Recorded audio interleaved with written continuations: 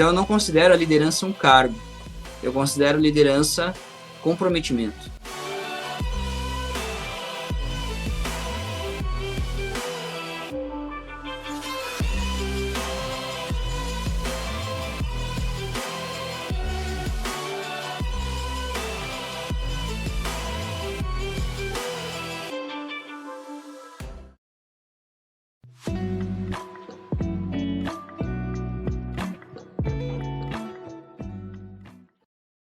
Olá pessoal, eu sou o André Quaglio. Eu sou a Gabi Zaleski.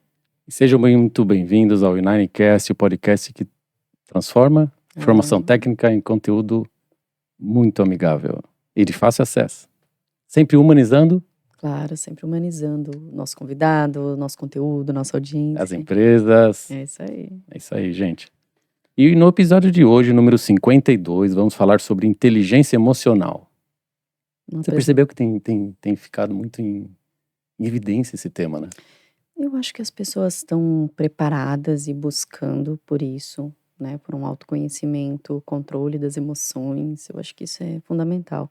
Há pouco tempo a gente falou sobre inteligência emocional voltada às crianças, né? Aos pais e às crianças. E hoje a gente traz, vamos dizer assim, o mesmo tema voltado aos adultos, ao corporativo, ao ser humano, né? Então, isso a gente percebe que realmente... Eu fico feliz que as pessoas estão buscando por esse tipo de conteúdo. Exato, eu acho que aquela época do confinamento, digamos assim, foi algo que fez com que as pessoas aprendessem ou entendessem que ela precisa aprender a conviver e entender o que é inteligência emocional e usar da melhor forma, ou perceber que precisa usar. Precisa ter. Saber como usar.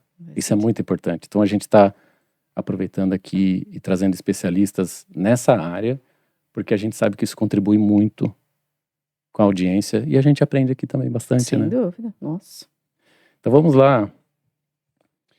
Vamos apresentar o nosso convidado de hoje, o Alex Silva, pela primeira vez aqui no UnineCast. Ele nasceu em Curitiba, Paraná, especialista em neurociência, é empresário e palestrante. Alex, seja muito bem-vindo. Eu que agradeço, André, Gabi, pelo convite, pela oportunidade de estar aqui com vocês. Muito obrigado. A gente agradece, Alex, a sua disponibilidade, generosidade em compartilhar um pouco da sua experiência e seu conhecimento, tá? Isso é muito importante, muito valor. Nossa, eu adoro quando eu converso com pessoas da minha cidade, porque é uma forma de eu matar a saudade, sabe?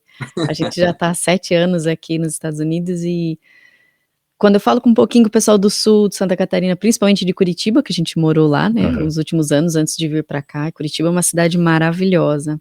Você mora ainda aí? O Instituto está em Curitiba, né? Sim, hoje o Instituto é localizado em Curitiba ainda. Uau. E conta pra gente, Alex, qual o início da tua jornada, o que te levou a estudar neurociência e hoje ser um palestrante? Hoje, depois eu queria que você falasse também sobre o mundo corporativo. Hoje você dá palestras voltadas ao corporativo, né? Sim, a gente atua com o corporativo e com o público aberto no geral, né? Então a gente tem essas duas frentes, tanto a corporativa quanto o público aberto. Para chegar nessa parte da neurociência, Gabi e André, eu acho que eu vou ter que resumir aí para ti um pouco da minha história, da minha jornada. Na verdade, hoje o Alex ele tem 38 anos e vou resumir isso para você. De 92 para cá, eu tinha 6 anos de idade. Então, em 1992, era uma quarta-feira, eu estava sentado no chão da casa dos meus pais e eu comecei a ter um leve incômodo nos meus olhos. Na época, eu usava 12 graus e meio de miopia. Então, era um grau bem alto para a minha idade. E eu não precisava daquele grau, eu sempre chegava na médica, a médica ia aumentando o grau sem fazer os exames necessários. Até que naquela quarta-feira eu senti um incômodo e falei para meus pais que eu queria dormir, que eu queria descansar, que eu estava com esse incômodo.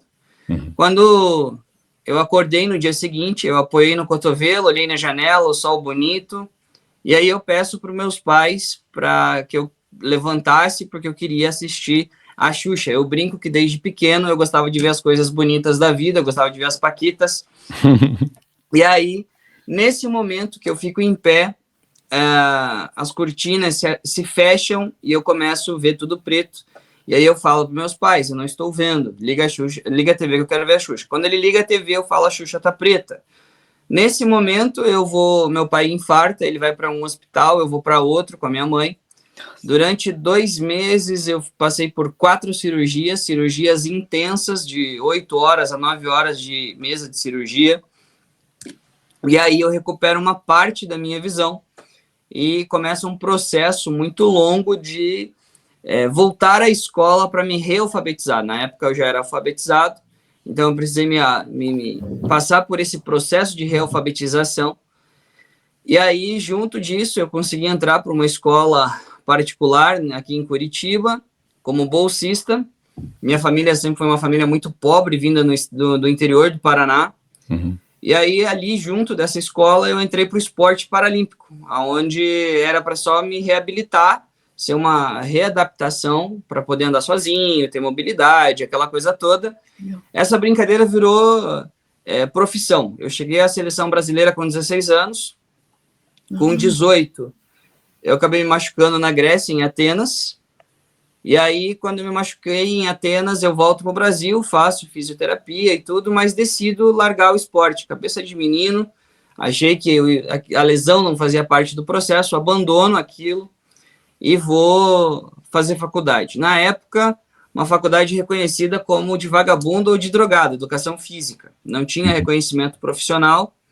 E aí fiz a faculdade de educação física, mas entendi que aquilo não era o que eu queria para minha vida, e aí eu cruzei um abismo total, onde eu fui parar em análise de sistemas. E aí fiz a faculdade de análise. Nesse processo da faculdade de análise, eu fiquei 4 anos atuando como analista de sistemas. Eu fiquei 2 anos e meio no Banco HSBC e 1 ano e meio na Electrolux Brasil.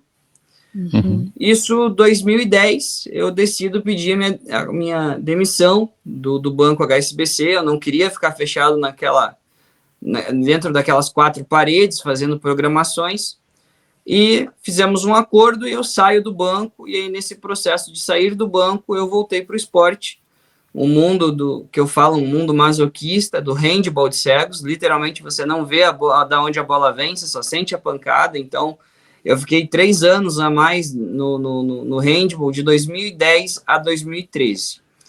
E foi aí, então, que aí entra a neurociência e todo o desenvolvimento humano na minha vida, em 2013, quando eu me deparo com um vitimismo muito grande dentro da classe que eu vivia, da classe dos cegos. E aí eu quero entender por que a nossa mente humana, ela, digamos assim, ela regride com o nosso crescimento. Quando eu olho para um André criança, eu vejo um André de 6 anos, corajoso, audacioso. Eu falo para o André não ir lá brincar com o cachorro, ele não está nem aí, ele quer ir lá e brincar e rolar com o cachorro. Só que quando essa mesma criança de 6 anos cresce, ele se torna covarde dele mesmo, ele se torna muito bom em realizar os sonhos dos outros, menos os dele. Ele vive a vida da mãe, do pai, do periquito, da esposa, do papagaio, menos a dele. Ele tem medo das coisas, de tomar decisões mais audaciosas, e quando ele era criança, não. E ali eu quis entender por que a gente tinha leões de treino, mas cordeiros de competição. Uhum. Por que nos momentos decisivos o ser humano ele se encolhe diante de algumas circunstâncias. E aí foi onde eu acabei indo para fora do país, fiz especialização em psicologia positiva, então a minha especialização é em neurociência e psicologia positiva. Quando eu volto para o Brasil, em 2015, depois de 2 anos, eu decido abrir a minha empresa, o Instituto Alex Silva, uma empresa totalmente voltada ao desenvolvimento humano. Então, tudo que você imaginar que envolva a mente humana, a gente tem de treinamentos, seja de liderança, neurovendas, gestão de conflitos, equipes, comunicação não violenta, inteligência emocional, formações de coaching, psicologia positiva, tudo que você imaginar, nós temos de treinamentos, tanto para público aberto, quanto para corporativo.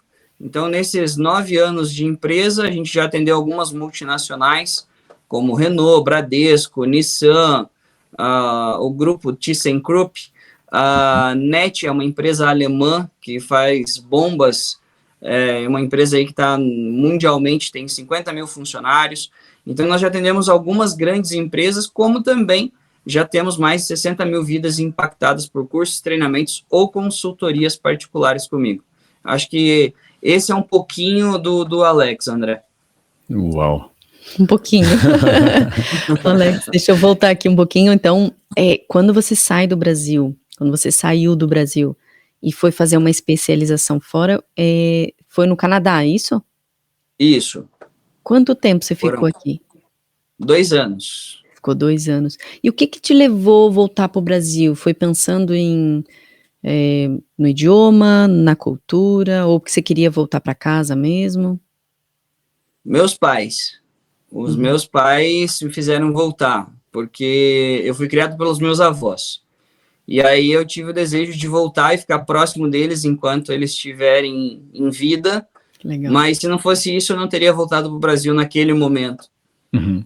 Por toda a realidade que a gente encontra no Canadá. O Brasil, na minha opinião, ele tem as melhores condições de ser um dos melhores países do mundo, se não o melhor. Mas, infelizmente, a gente não vive isso. Algumas coisas que a gente tem de realidade no Canadá ainda estão distantes do Brasil. Então, a realidade não me faria voltar, mas o que me fez voltar foi meus pais. Entendi. Sabe que essa frase que você falou, eu refleti aqui alguns segundos, porque é exatamente isso. O Brasil é um país incrível, a cultura, né, uma cultura que tem coisas maravilhosas, mas a realidade que a gente vive fora do país ainda é a mais favorável. E sim, voltar pelos avós, pela família, pelos pais, nossa, é muito nobre, né? Porque a gente tem que aproveitar enquanto realmente a gente tem eles, né? Essa foi uma decisão importante, né? Quando a gente decidiu vir para cá, né, para os Estados Unidos, então a gente entende. É a parte mais difícil. Ficar longe da família. A gente tem que retornar para poder vê-los, abraçar, né? Alex, com relação, conta pra gente, o seu instituto, como foi o comecinho dele? Conta pra gente um pouquinho como é que você startou isso, lá em 2015, quando você decidiu abrir o instituto. Conta pra gente um pouco. Eu volto pro Brasil em 2015, aí eu vendo tudo que eu tinha, que era um apartamento no centro da cidade, e aí injetei todo o recurso dentro do instituto. Né, eu realmente decidi viver do desenvolvimento humano e fazer com que as pessoas pudessem ser, vamos colocar essa palavra, né, libertadas emocionalmente de uma cegueira que elas mesmas criam diante da vida. E aí eu injetei todo esse recurso dentro do instituto e comecei a dar treinamentos de liderança na época. E aí teve um treinamento que eu acabei indo para Cuiabá, no Mato Grosso. E aí, eu estava lá, e aí eu recebi uma ligação de um supervisor da Renault, aqui de Curitiba, e aí ele solicitando um treinamento de líderes para Renault Nissan. E aí, naquela época, como eu estava lá, na data que ele precisava, eu não poderia, eu falei, então eu vou encaminhar alguém do meu time, algum parceiro, para que ministre aí para vocês. E aí, naquele dia, eu tive uma fala dele, que eu lembro até hoje, né? Ele falou assim, se não for você, não precisa ser ninguém, porque nós acreditamos que se você gerou resultados na sua vida, você tem capacidade de gerar na vida de qualquer outra pessoa. Nós queremos você. Que emocionante. E ele foi um choque, porque quando ele desligou a ligação, eu fiquei com aquilo. Não é qualquer empresa que está solicitando, é uma Renault Nissan, e eu preciso ir. Aí decidi voltar para Curitiba para dar esse treinamento, coloquei outra pessoa lá, em Cuiabá, ministrando lá, e aí vim para cá, e aqui dentro da Renault, que aí realmente as portas do Instituto se abriram muito forte, né, fazendo com que a gente estivesse no mercado até hoje. Então, ali naquele começo, foi um começo mais difícil, porque você não tem uma credibilidade no mercado, você não tem um nome, você não tem, muitas vezes, o recurso, né? Hoje, dentro das consultorias, eu sempre falo, nunca coloque a forma que eu fiz, né? Nunca coloque tudo dentro de uma aposta só. É um risco muito grande que você tem. Mas foi o que eu fiz e, graças a Deus, a gente deu certo. Tivemos momentos mais difíceis depois, mas no início ali deu certo e ela se consolidou até hoje. Foi a tua primeira experiência empreendendo? Foi. O Instituto foi e é o meu primeiro negócio. Empreender é um desafio, mas quando a gente faz com a nossa melhor habilidade, e quando a gente faz acreditando, né, vamos dizer assim, no conteúdo, no propósito que está ali imposto, eu acho que move montanhas mesmo, né? A gente fala muito aqui no podcast a questão da diferença entre empreender e empresariar, né? Porque o brasileiro, ele é muito empreendedor, né? Ele quer resolver dores, mas realmente precisa de conhecimento para empresariar, né? Eu passei por isso também, eu fui empreendedor muito cedo já, né, no Brasil, e passei por muita dificuldade por essa questão de não me capacitar em como ser empresário. Isso é muito importante, é uma tecla que a gente bate bastante aqui no podcast para ajudar as pessoas a se lembrarem, os empreendedores a se lembrarem. Vamos se capacitar, né? Isso é muito importante. Muito. Quando a gente fala de emoções, né, eu acho que o campo é vasto, mas como funciona isso na parte cerebral, assim, como é que o cérebro processa essas emoções? Então, o cérebro ele já é a parte mais racional, né? Então, se a gente for olhar, a gente tem 3 partes que dividem o nosso cérebro. Então, tem uma parte mais primitiva, que a gente chama aí da parte do cérebro reptiliano, que ela está mais localizada próximo da tua nuca. Essa parte, ela só serve para 2 coisas, te manter vivo e querer o prazer, né? Ela quer a felicidade, ela quer o prazer em si. E toda a outra parte, que seria a emocional, límbica e a córtex, racionalmente a gente só tem 5% da capacidade do nosso cérebro. Então, 95% da nossa capacidade cerebral, ela é toda inconsciente. Então, se a gente juntar o reptiliano, que ele é a parte primitiva da nossa sobrevivência, da nossa reprodução e prazeres, e a toda a parte emocional, a gente só fica com 5% da razão. Então, muitas das vezes, o que é processado pelo nosso cérebro é a parte racional. O nosso emocional, ele é como que eu posso te dizer? Ele é uma fagulha, ele é um combustível para algumas ações que nós temos. Mas, muitas vezes, ele passa pelo filtro da razão. E é essa razão que nos faz não ter algum movimento. É essa razão que nos faz não agir diante de alguns medos, porque o medo, por exemplo, ele é uma emoção natural do ser humano. E é bom que a gente tenha esse medo, porque é ele que nos mantém vivo, inclusive. Se nós não tivéssemos medo, nós cruzaríamos uma avenida com carros a 60, 70, 80, 90 por hora, e isso provavelmente nos levaria à morte. Então, o medo ele nos mantém vivo. Porém, quando ele se torna paralisante, é quando a nossa razão traz pensamentos e análises sobre aquilo que chega de informação no meu cérebro do medo, né? Então, o medo do empreender, por exemplo, você não tem o medo de abrir o negócio, você tem medo de não dar certo, e esse não dar certo, ele leva uma consequência, a quebra financeira. A quebra financeira pode trazer pobreza e miséria, fome. Então, na verdade, o meu medo não é de empreender, o meu medo é de não dar certo, e essa consequência de não dar certo é que eu passe fome, que eu quebre financeiramente. Então, quando passa por esse filtro, aí normalmente eu não tenho essa atitude. É mais ou menos assim que funciona. Falando um pouquinho de neuroplasticidade e desenvolvimento emocional, como a capacidade do cérebro de se organizar permite aprimorar a inteligência emocional ao longo da vida? O nosso cérebro, ele tem capacidades de aprendizagem de 4 anos. De 4 anos não, de 4 séculos, perdão. Então, se a gente for entender, o nosso cérebro, ele tem a capacidade absurda de processamento. Foi feita uma pesquisa onde eles colocaram mais de 15 mil processadores do melhor computador que existe para se aproximar da capacidade cerebral. Então, quando a gente fala da capacidade de neuroplasticidade, o nosso cérebro ele é plástico, e não é esse plástico que a gente pega e amassa e tal, ele é plástico no sentido de readaptação.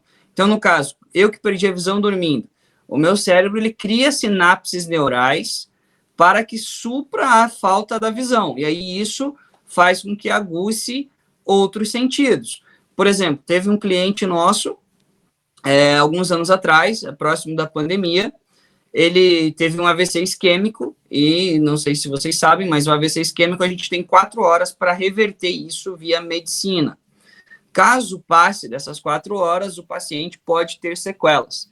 No caso desse cliente, ele tinha 16 anos, ele teve o AVC isquêmico, os médicos acharam que não era um AVC, e acabou passando das 4 horas, e ele ficou com o lado esquerdo do corpo todo paralisado.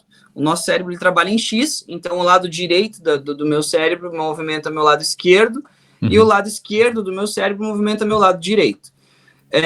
Então ele ficou com o lado esquerdo todo paralisado do corpo, e aí, através da neuroplasticidade, usando a ferramenta da programação neurolinguística, de uma ferramenta de espelhamento, que a gente chama, ele conseguiu voltar o movimento do lado esquerdo, vendo somente o braço direito se movimentar. Né? Então, o cérebro criou sinapses neurais, de que quando ele olhava no espelho e ele via esse braço direito movimentar, ele não via o direito, ele via o esquerdo, porque estava em espelho. Então, o cérebro criou movimentos, sinapses, para que o lado esquerdo dele voltasse ao movimento. Então, o nosso cérebro ele é uma máquina absurda de poder criar sinapses novas e fazer com que você faça coisas ou crie questões que você jamais imaginou. Nossa, que coisa mais linda. Eu nunca tinha ouvido uma explicação tão simples e direta. E clara, né? A gente sempre, quando ouve, né, neuroplasticidade e tal, realmente, né, como que se molda, como que muda, como que adapta, mas essa técnica de espelhamento eu nunca tinha ouvido falar e, uau, fez todo sentido. Alex, quando você está fazendo suas palestras ou está desenvolvendo um projeto para um cliente, o que você pode contar aqui para gente sobre como é a melhor forma, sobre como fazer as pessoas entenderem o quão importante é a inteligência emocional, o quão importante é entender dela e praticar. O que você enxerga que são os pontos principais, assim, onde as pessoas falham normalmente e de que forma é mais fácil para elas aprenderem, a entenderem o que é inteligência emocional? Eu acho que a inteligência emocional, a melhor forma de aprendê-la é na prática, é no dia a dia. Não é um treinamento. O treinamento, ele te ajuda muito, ele te traz muito o olhar e a percepção de si. Eu acho que o autoconhecimento, então, ele vem de dentro, é de dentro para fora que precisa começar essa mudança. E muitas das nossas questões é no mundo externo. A gente quer olhar para o externo, e a gente não foi ensinados a olhar desde criança para o nosso interno, né? A gente sempre precisou ter, nunca foi nos ensinados a ser. A gente precisava fazer e ter, e nunca ser. Então, desde a nossa infância, não tivemos preocupação com as nossas dores, com os nossos sentimentos, com as nossas frustrações de criança, com os nossos, aspas, fracassos de crianças. E essa criança cresceu. Então eu falo, como diz um livro, né, Rápido e Devagar, do Daniel Garning, nós somos crianças adultas, né? Nós somos crianças crescidas. Então muitas das nossas dores de adulto, ela vem da nossa infância, construída de 0 a 7 anos, quando se faz a nossa identidade, a nossa personalidade, por tudo que eu vi, ouvi, senti e percebi de pais e pais substitutos e posteriormente cultura e sociedade à minha volta. E aí faz com que nós, adultos, colocamos anseios nas coisas e nas pessoas. Então, a melhor forma, eu acredito que, de ensinar a inteligência emocional e entender a importância dela é na prática do dia a dia. Claro que, para isso, muitas coisas você vai precisar passar por um treinamento, para você ter ferramentas para poder gerir essas emoções quando elas vierem à tona, mas muitas das coisas que você vê hoje na humanidade, seja do suicídio, que a cada 4 segundos alguém atenta contra a sua própria vida, como rompantes, né, que a gente vê de repente, o casal foi traído, uma pessoa do casal foi traída, e aí o outro vai lá e mata e diz que foi por amor. Isso não foi por amor, isso é um rompante emocional que se tem da raiva e que essa pessoa não conseguiu controlar. Então, quando você vê cenas como essas, todas que acontecem, ou na política, como está acontecendo no Brasil agora, de candidatos darem cadeiradas em outros, são tudo rompantes das nossas emoções que vêm de dores da nossa infância. Né? Então, a gente olha e fala, só deu cadeirada, o cara perdeu o controle. Não, tem uma causa por trás disso tudo. Né? Então, a grande ponto de explicar isso, André, é trazer o conceito, mas mais do que trazer o conceito, é criar atividades dinâmicas práticas de viver isso. Tem um treinamento nosso chamado Hero, e se a gente for fazer a tradução da palavra, seria herói, mas não é por causa disso que ele se chama Hero. É dentro dos 4 pilares da psicologia positiva que a gente trabalha. Então, é um acrônimo isso. E dentro do Hero é um treinamento de 3 dias no Hotel Fazenda comigo, onde nós criamos dinâmicas totalmente voltada para estimular alegria, tristeza, raiva, medo. Então, são dinâmicas de alto impacto, justamente para que as pessoas estimulem isso e que a partir do momento que essas emoções elas venham à tona em pico, eles consigam gerenciar isso. Então, a melhor forma é na vivência e na prática do dia a dia. Então, é possível usar essas emoções e sentimentos negativos para modificar algumas emoções, algumas atitudes? A gente aprende de 2 formas na vida. A gente aprende por repetição ou por forte impacto emocional. Então, quando eu utilizo situações do dia a dia, por exemplo, para te responder isso da melhor forma, teve uma gerente de um banco que ela foi designada aí para São Paulo, porém, quando ela chegou no aeroporto, foi cancelado o voo e ela voltou para casa e ela, né, queria ter um momento com o marido. Ela chega em casa, ela abre a porta e ela começa a ouvir ruídos no seu quarto. E ela vai caminhando para o quarto, esses ruídos aumentam. Quando ela chega na porta do quarto, a porta está entreaberta, o marido está possuindo a sua melhor amiga. Ali ela teve um forte impacto emocional e aquilo ali vai trazer várias emoções e traumas, se ela não decidir matar a pessoa. No caso dela, ela não fez nada disso, porém, ela criou vários traumas ali. Da mesma forma que se cria traumas de forte impacto emocional como esse, eu também posso usar das emoções para ressignificação. Então, eu dou um novo significado positivo em cima de um trauma negativo. Só que para isso é forte impacto. Tem que ter atividades que realmente a pessoa tenha um choque. Agora, se não for por isso, aí é repetição, repetição, repetição, para que aquilo entre na memória e aquilo fique gravado, para que mude algum cenário. Senão a pessoa fica com aquela imagem negativa, seja ela de qual for o cenário, né? Seja da perda de um ente querido. Tem muitas pessoas que perdem um ente querido e a vida da pessoa acaba junto. A pessoa morre junto, literalmente. Ela fica uma morta-viva, né? Então, precisa ter uma ressignificação. Então, sim, é possível usar das emoções para trazer significados e comportamentos diferentes. Isso é mais ou menos aquela frase que a gente escuta, aprender no amor ou na dor? É mais ou menos isso. É mais ou menos. Eu pelo menos ouvia isso quando criança, né? Minha mãe sempre falava, ou você aprende pelo amor ou você aprende pela dor. Mas nunca tinha tido. É focado nisso, né? A questão de trazer um forte impacto emocional. É isso, Alex? O forte impacto emocional, ele muitas vezes, quando você vai olhar para dores, ele dói muito, né? Então a gente costuma usar uma frase, eu não lembro agora quem é o autor dela, mas vai doer como nunca para não doer jamais, né? Então, olhar para as nossas feridas dói e não é pouco. Aqui no comecinho do podcast a gente falou sobre isso, assim, as pessoas estão buscando. Você tem sentido isso ou você acha que ainda o que as pessoas buscam poderia ser maior? Eu sempre vou achar que a busca poderia ser maior. Porque eu acredito que a vida é um se desenvolver. Né? Eu falo que eu mesmo, sendo especialista em neuro, eu costumo dizer que se eu subo num palco e eu digo que eu não tenho nada para mudar na minha vida, eu sou um mentiroso. Porque a gente só não vai ter nada para mexer quando a gente morrer. Nós somos que nem cebolas e nós precisamos ir tirando essas camadas com o tempo da nossa vida. Tem coisas que você não identificou ainda nesses 38 anos que eu preciso identificar. Então, e isso vai vindo com o dia a dia. Então, eu acho que pode sim ter uma busca maior. Hoje, eu vejo mais as mulheres buscando do que os homens, né? E isso por uma questão cultural, isso por uma questão da educação que os homens tiveram.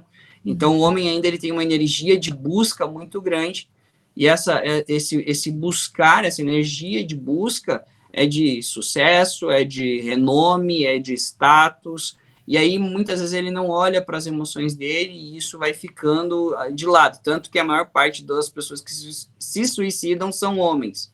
Então, a diferença é gritante, né? Então, eu acredito sim que hoje está se buscando mais pelo lado das mulheres do que dos homens, porém essa busca poderia aumentar devido para essa da questão da inteligência emocional. Acho que poderia aumentar isso. Acho que essa também é a questão da cultura, que o homem é forte, o homem não chora, o homem não tem fraquezas, né? Essa tendência que talvez a geração dos nossos pais passaram, né? A nossa geração já vem moldando um pouco isso e acredito e tenho a esperança de que os nossos filhos, a gente possa ensiná-los que é um ser humano, né? Olhar para suas próprias emoções. A gente falou isso num podcast anterior com a Adriane sobre as crianças, né?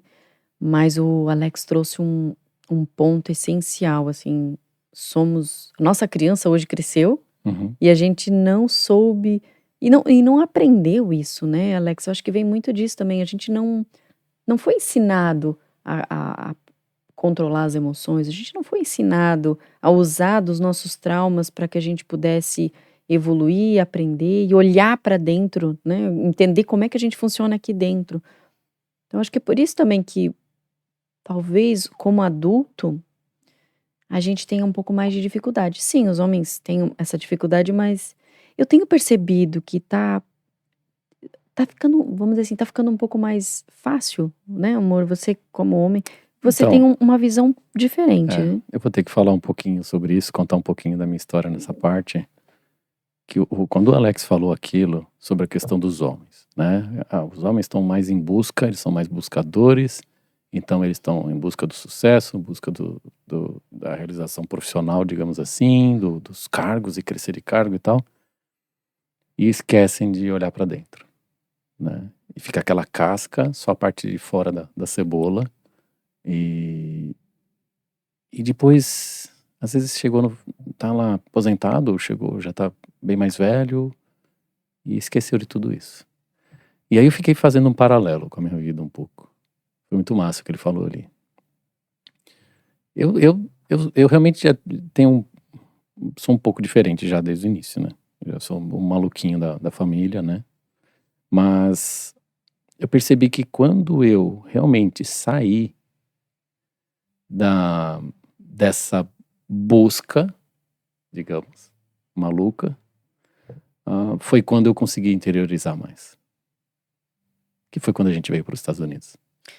E isso fez uma diferença, mas claro, já existia dentro de mim, eu tinha despertado, e o despertar me fez criar toda essa situação em volta da minha vida, mudar totalmente e repensar em muita coisa. E olhar para dentro. E estudar, e aprender, e aprender, e aprender. E isso começou o quê? Uns 8 anos atrás? 9. Então, assim, fez todo sentido. O que o Alex falou, ele fez todo sentido para mim, puxando um paralelo para minha vida, né? Não, e você vê como é engraçado, né, Alex? Eu acho que se a gente tá falando, né, do público masculino, mas se os homens, ou talvez até as mulheres, se dessem conta de que a busca pelo sucesso profissional ou qualquer coisa nesse sentido tiver relacionado com o autoconhecimento, a realização é muito mais rápida e eficaz. Faz sentido isso? Sim, total. Mas é essa coisa que a gente está comentando, né? Essa energia de busca, e a mulher ela tem energia de atração. Então, do mesmo jeito que o homem tem essa questão de buscar pelos status, sucesso, essas coisas, e faz com que ele não enxergue algumas coisas em relação ao interior dele, as emoções dele, porque não foi aprendido desde criança a olhar para o ser, né? A gente sempre foi ensinado a reprimir as nossas emoções, né? Não chore porque ou você tá mocinha, não chore porque você é mocinho, o homem não chora, mulher não sei o quê. Então, sempre nós fomos ensinados a reprimir, sempre reprimir, reprimir, reprimir. A mulher também, ela foi ensinada a ser o quê? Ah, não, você tem que ser uma mulher que cuide do marido, que cuide da casa, que você não sei o quê. Então, tanto o homem quanto a mulher foi ensinado alguma coisa. E aí, esse alguma coisa faz com que a gente não olhe para outras coisas. Então, eu falo que esses olhos nos cegam emocionalmente. Por quê? Porque quando a gente fica tão focado em buscar algo, a gente deixa de olhar para a gente. E aí o André ele usou um termo que eu gosto muito, inclusive a gente tem um treinamento chamado desperte-se, que é o despertar. A gente tem que despertar para a vida e entender que algumas coisas nós precisamos frear. E se a gente não frear isso, realmente fica duvidoso o nosso final. Porque muitas vezes a gente pode chegar no fim da vida e ver que aquela corrida não valeu de nada, né? E a gente perdeu a maior parte do tempo que a gente poderia utilizar para a gente viver de uma qualidade melhor, né? Com uma emoção melhor, com um desespero menor, com uma tristeza menor. Hoje você vê 99,9% da sociedade ansiosa, devido a essa questão de buscar por algo que falta, e essa falta ela está interna, não está fora. Nossa, faz todo sentido.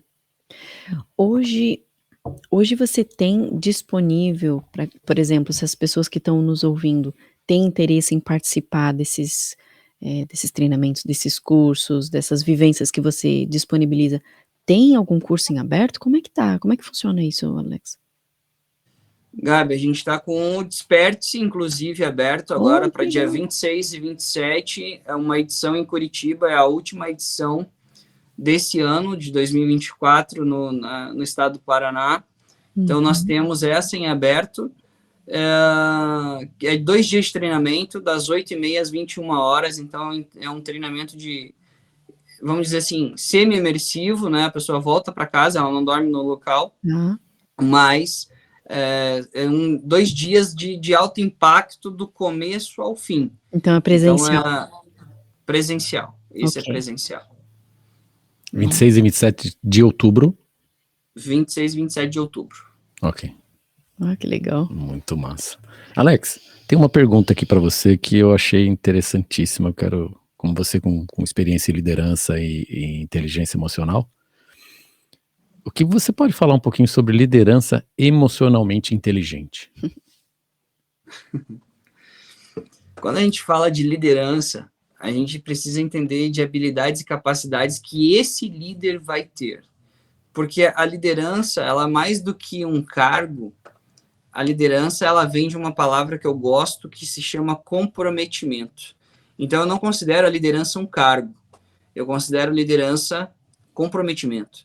E esse comprometimento, ele tem que ser com as pessoas, ele tem que ser com o propósito e a missão da corporação, e eu ter o compromisso comigo de linkar o propósito dos liderados com o propósito da empresa, que isso é um grande desafio, porque cada um de nós temos um propósito de vida independente, mas nós precisamos fazer com que as pessoas que nos seguem, elas tenham desejo, e não vontade, mas desejo, de querer continuar me seguindo, seja como um influencer, seja como um treinador comportamental, seja como um líder dentro de uma corporação.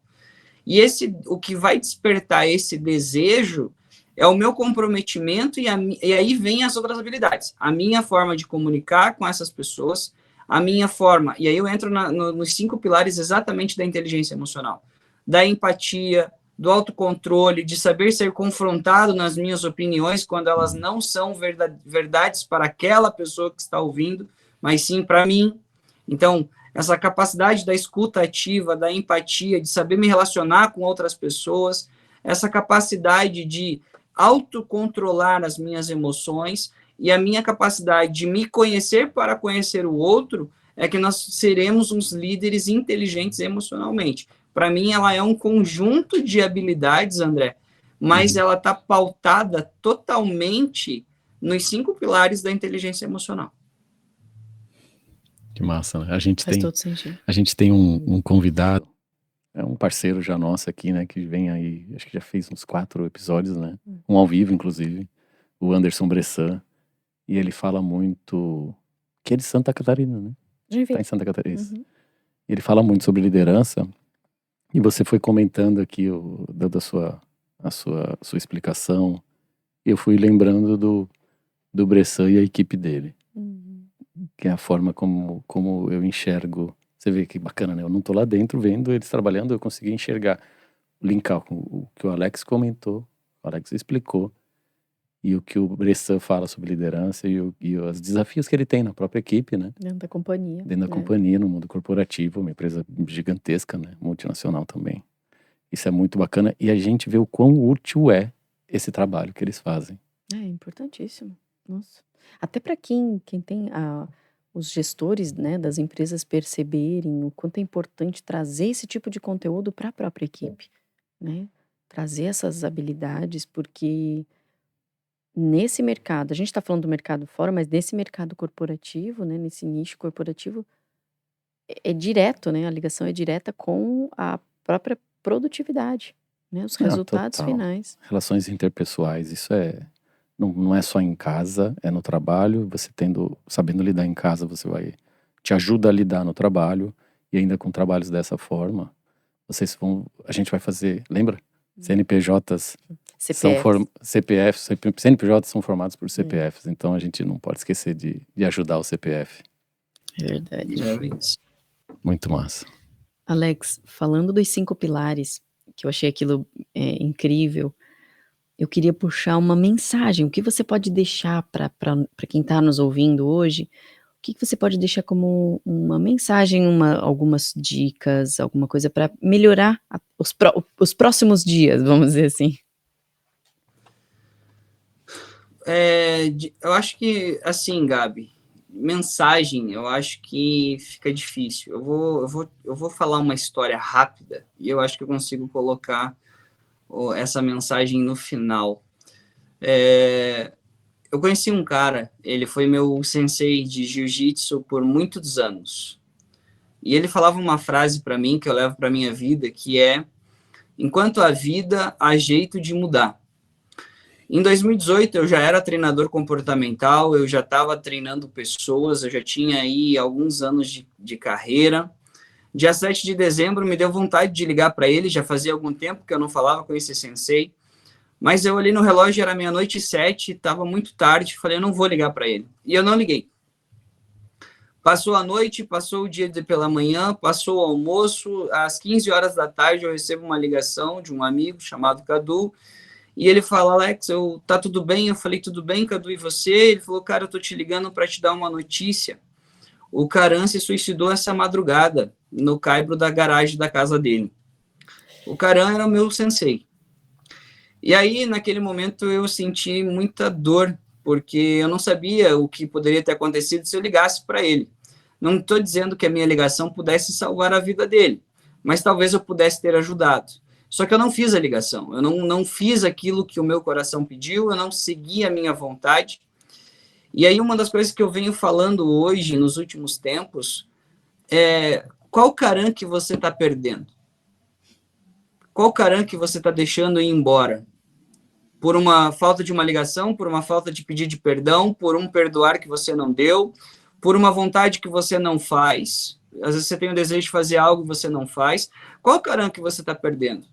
Eu perdi um sensei, mas será que você não está perdendo você? Será que o teu Karan não é você?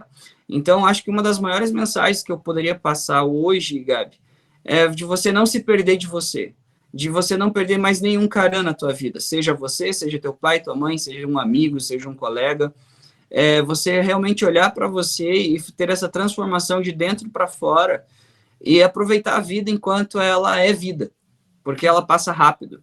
Então, eu falo que o real da vida não está aqui. Ele está naquilo que não se vê, aquilo que não se mensura. Seja num momento que a gente está aqui num podcast conversando e tendo esse tempo juntos de alguma forma, mesmo assim, distante fisicamente, seja num café, seja num almoço, seja num telefonema, mas é não perder mais nenhum Karan. E lembrando sempre que esse Karan pode ser você. Ai, Alex, não precisava assim fazer tão profundo. A hora que você começou a contar a história, eu acho que eu tô meio em dias sensíveis, porque eu me emocionei. É que na verdade a gente tá à distância, mas a gente tá muito conectado no bate-papo aqui, e a gente sente.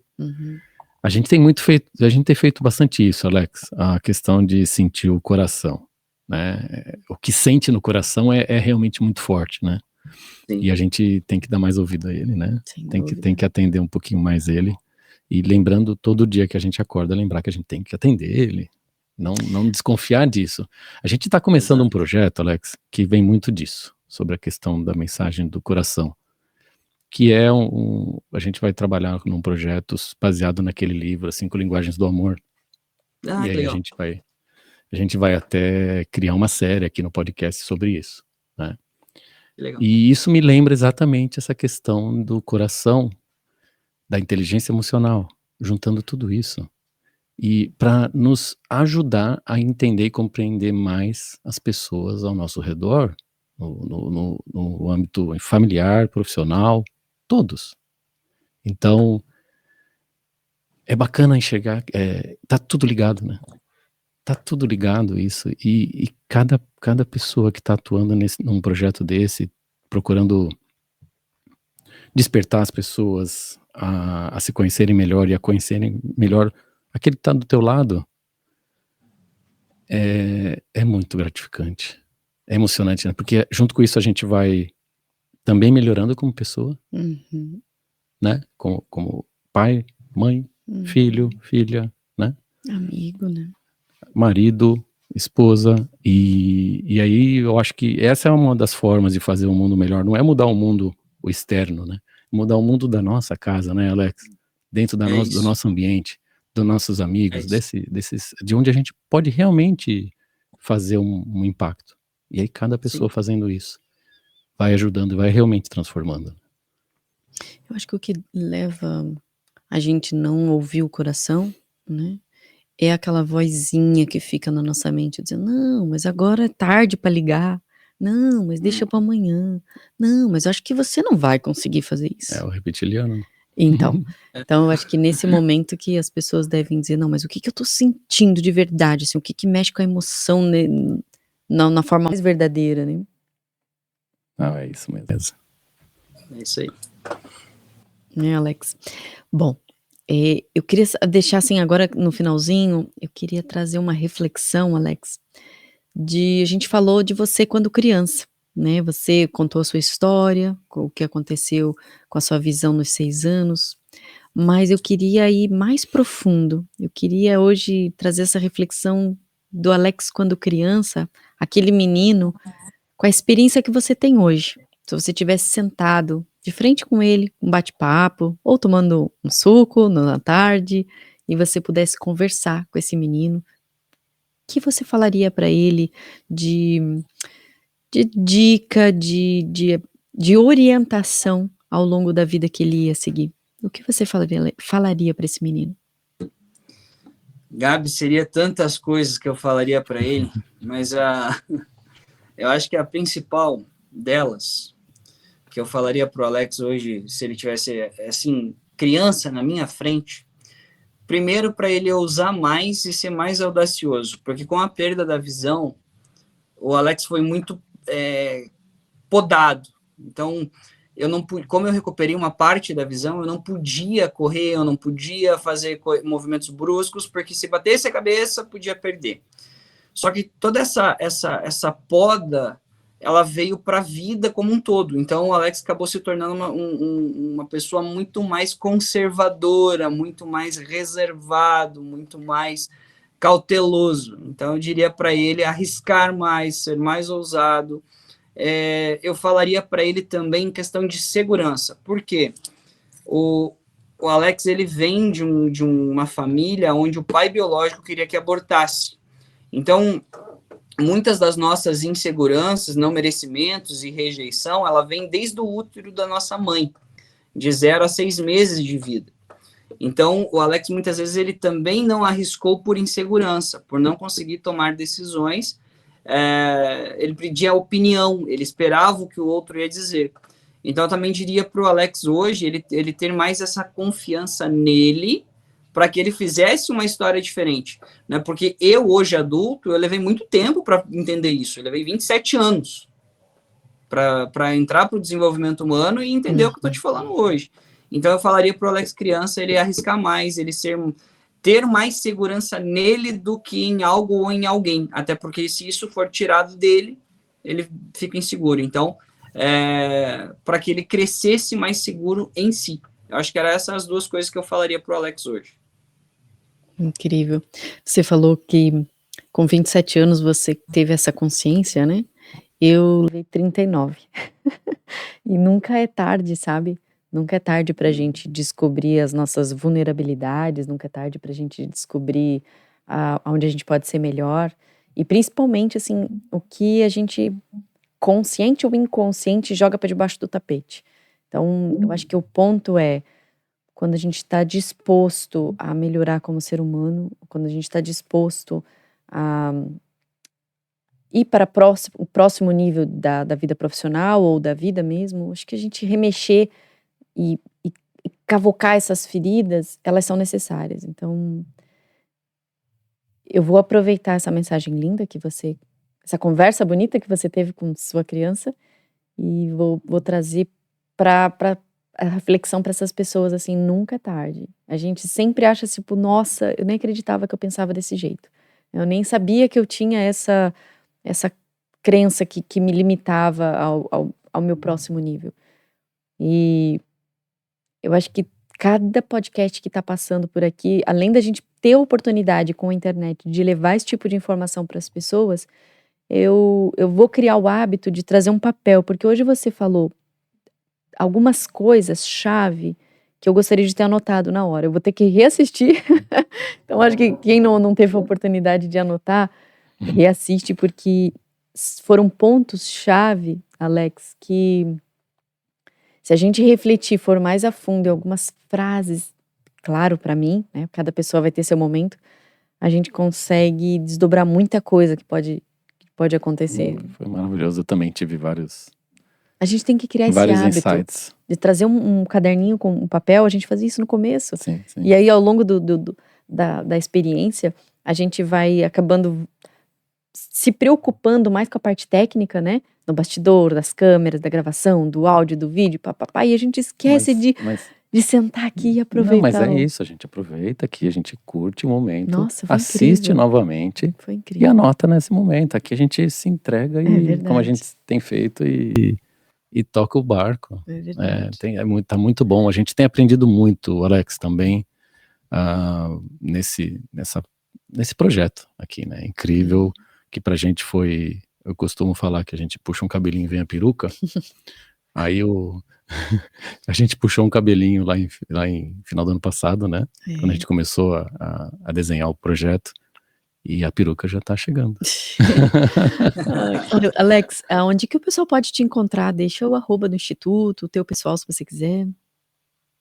O pessoal pode buscar pelo @AlexSilvaDH, de desenvolvimento humano. Tudo junto. @AlexSilvaDH, ali eu também entrego bastante conteúdo todos os dias voltado ao desenvolvimento humano. Seja ele de inteligência emocional, de comportamento, seja ele liderança, vendas, eu entrego tudo que faz sentido para que o ser humano se desenvolva ali dentro. Então, pode ser por ali. Maravilha. E você, amor, onde é que o pessoal pode te encontrar? @AndréQuaglio1 e no LinkedIn André Quaglio. O @ aqui do nosso podcast é o U9Cast. A gente está inserindo cortes e shorts dos nossos convidados diariamente. Sigam essa nossa ferramenta, não só aqui no YouTube, né, mas também a ferramenta do Instagram, que a gente vai estar presente lá, mais próximo de vocês, porque a gente sabe que o Instagram também é mais fácil, todo mundo tá ali com o celular na mão e é mais rápido também. E lembrando que a gente também tá no Spotify. No Spotify a gente tem episódios com vídeo, episódios só áudio. Só o áudio, né? Então, para quem tá no trânsito aí, tá fazendo viagens longas e quer só ouvir, é possível. Dá para ouvir pelo Spotify.